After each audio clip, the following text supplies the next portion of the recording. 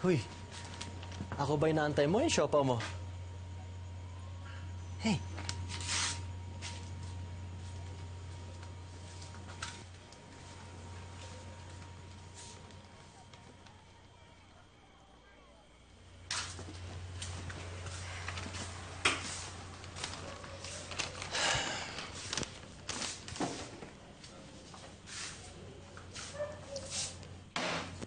Ano yung phone na yan? Sino yung Techi na asawa mo? Sino mo pa talaga yung number?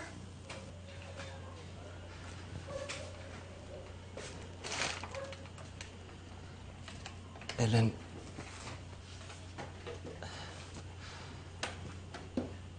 matagal na kaming hiwalay. Nag-uusap lang kami para sa mga bata.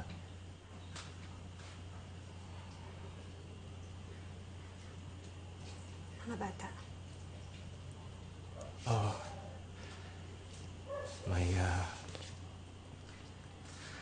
May dalawa akong anak sa kanya.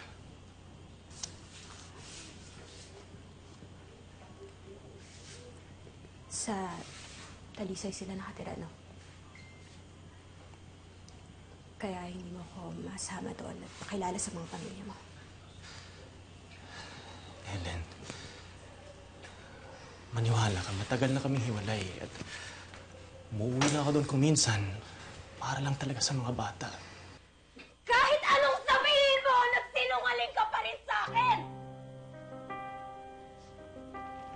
Alam niya ba yung tungkol sa atin, ha? O sinikreto mo rin? Ellen, maniwala ka sa akin. Down mo! Ikaw yung mahal ko. Kaya nga nandito ako kasama ka, di ba? Ellen.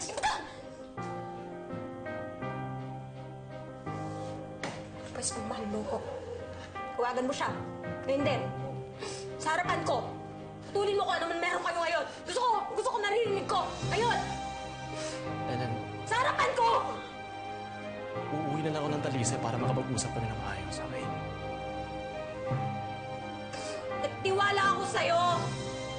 Pero niloko mo ako. Akala ko matino ka. Kung hindi mo ito magagawa ngayon, sa harapan ko, mas mabuti pang iwanan mo na kami ng anak ko. Ellen, wag... Wala akong pakialam! Wag naman. Wala akong pakialam! Ellen, wag naman ganon! Tayo na! Sige. Sige. Kung yun ang gusto mo, sige, gagawin ko.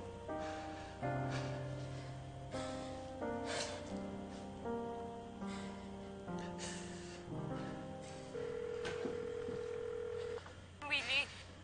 Hello, Techi. Pasensya na, pero hindi na ako uuwi dyan.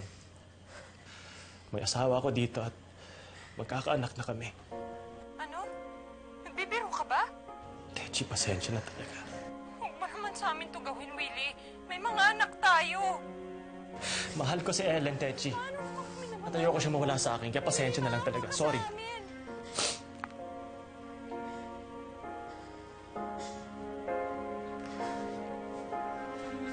Ilang araw ding hindi kinibo ni Ellen ang asawa. Pero nakita niyang tinutuon naman ito ang pangakong wala nang kahati si Ellen kay Willie.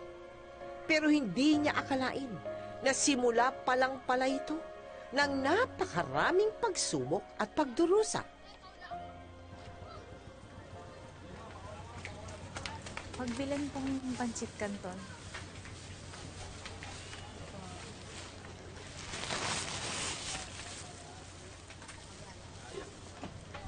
Padagdagan na rin ng bawang nga. Miss? Para... Ay, Miss, pwede ho magtanong? Ano yon? Meron ho bang nakatirang Willie Pascua dito? Ah, si Willie. Ayan, dyan lang. Sige, salamat ho. Sige. Nakalika. Dahan-dahan ha, may butas, madulas.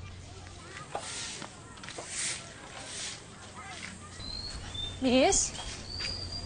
Dito ho ba nakatira si Willie Pascua?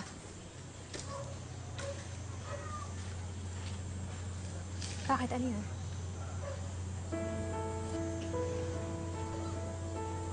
Ikaw ba si Ellen? Ako si Techi. Wala siya dito. Miss, sandali, baka naman pwede tayo mag-usap.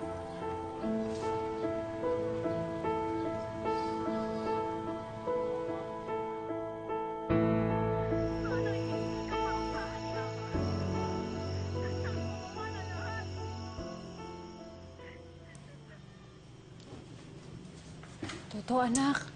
Anak, huwag malikot. Halika nga, dito ka na sa tabi ko. Sensya ka na, Ellen, ha? Anak, huwag malikot, ha? Hindi natin bahay to. Wala naman tayong kailangang pag-usapan pa eh. Di ba pumili na si Willie? Ellen, dalawa ang anak namin. Alam ko ikaw ang pinili ni Willie. Pero sana huwag niyo naman pagkaitan ng tatay ang mga anak ko. Hindi naman nakakalimutan ni Willie responsibilidad niya sa mga bata. Pero dito lang siya sa amin. Pero may karapatan pa rin kami na makasama si Willie. Makasama ng mga bata o para sa sarili mo? Ellen, hindi kami manggugulo. Parang katulad lang nung dati, na hindi mo mamamalaya na meron kang kahati. Pwede ba? Huwag mo nang ipilit ang hindi pwede. Alam mo, wala nang mapupuntahan tong usapan na to. Pwede ba umalis ka na? Huh? Umalis ka na. Umalis na kayo. Willie? Tatay. Ano to? Ba't pa kayo pumunta dito? Willie, wag mo naman sa amin gawin to. Maawa ka naman sa mga... Techi, ano ba? Di ba nag-uusap na tayo? Halika, hatid ko na lang kayo sa terminal. Tara na. Teka lang. Hindi ka ba Gisingin naawa mo na sa yan. Tara, mga bilis na, bata? bilis. Pagod yung mga anak mo sa biyahe. Baka pwede namang makitulog kahit isang gabi lang. Ellen? Hindi! Hindi pwede! Bakit mo pa kasi dinala yung mga anak mo? Pinagod mo lang sila. Willie, maawa ka naman sa mga anak mo.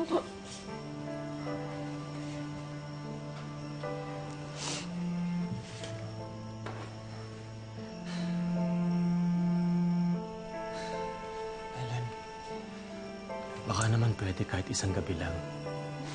Ang layo pa ng uuwian ng mga yan. Hindi ka ba naaawa? Ako pa ngayon ang masama. Pagkatapos pumunta ng babaeng yan dito para manggulo. Oo, promise. Last na talaga to. Sige na, kahit isang gabi lang. Para sa mga bata. Pagod na pagod sila. Oh, please. Sige na. Sige, sige, sige. Bukas sa umaga, uuwi ka, ha?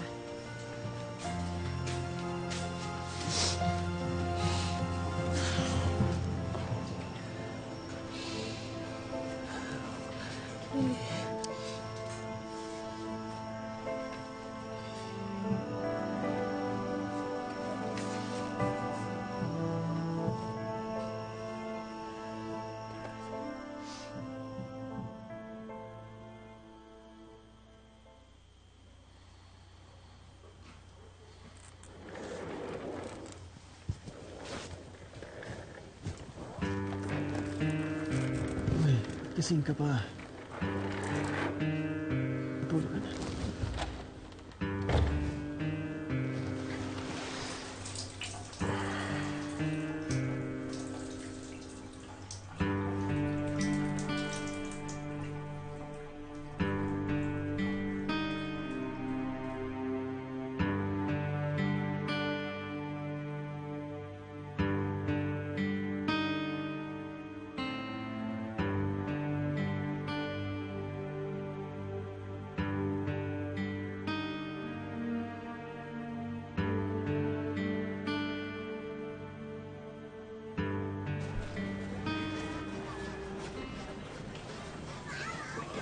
Kay nanay mo na lang kuhaon ng kwarta.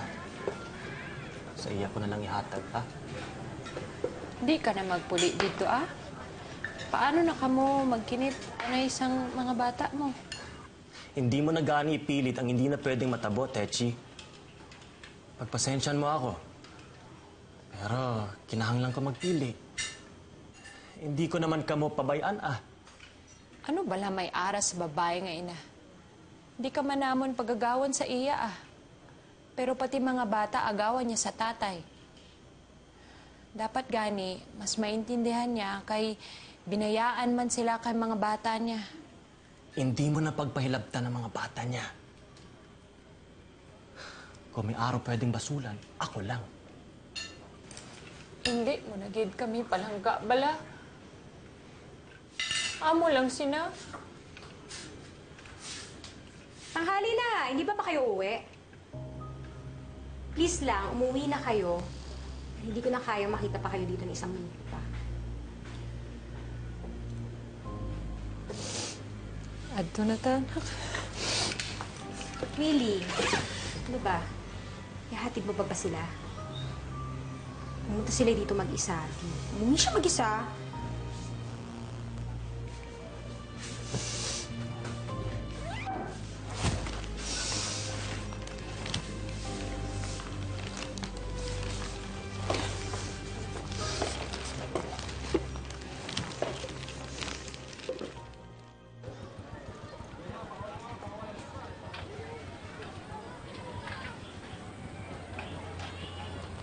Baunin niyo, para may makain kayo sa biyahe.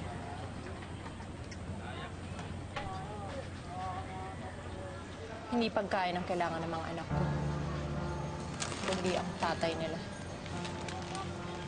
Lumapit ako sa'yo ng maayos para makipag-usap. Para na lang sa mga bata. Hindi ako nanggulo. Pero hindi ka nakinig. Ganun kasama ang budhi mo. Pagsisisihan mo ang araw na ito, Ellen.